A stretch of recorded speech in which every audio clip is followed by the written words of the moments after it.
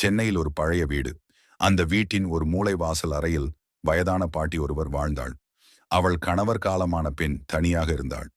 பிள்ளைகள் தங்களது வேலைக்காக நகர நகரமாக பறந்துவிட்டனர்.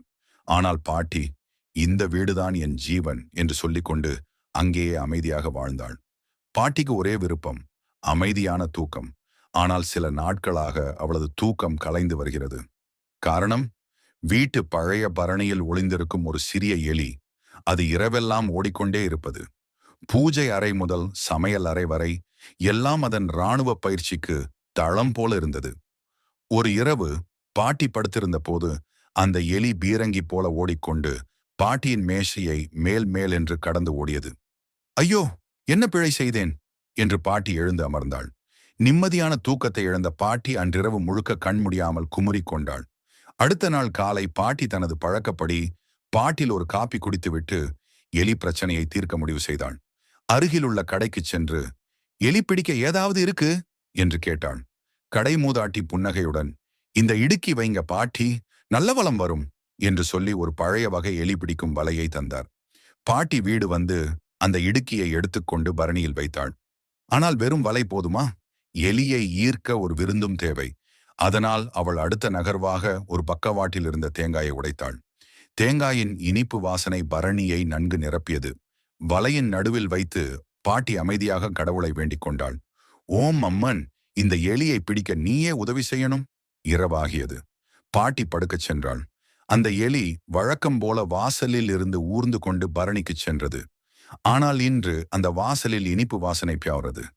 தேன் போல இருக்கே என்று எண்ணிய எலி பசியோடு நடந்து வந்தது. தேங்காயை பார்த்ததுமே அது குதூகலமாக அதன் மேல் பாய்ந்தது. அதே நேரத்தில் இடுக்கி மூடியது. தட் என்று ஒரு சத்தம். எலி மாட்டிக்கொண்டது. அந்த சத்தம் பாட்டியின் காதுக்கு வந்தது. அவள் அருகில் சென்று பார்த்ததும் எலி வலையின் உள்ளே நழுவி அகப்பட்டிருந்தது.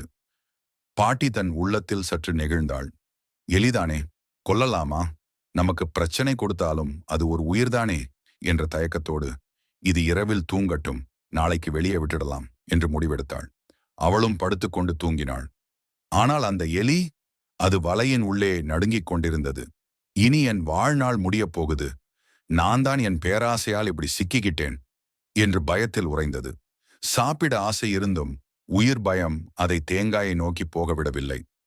அடுத்த நாள் காலை பாட்டி எழுந்து பரணிக்குச் சென்றாள். வலையின் உள்ளே எலி உயிருடன் இருந்தது.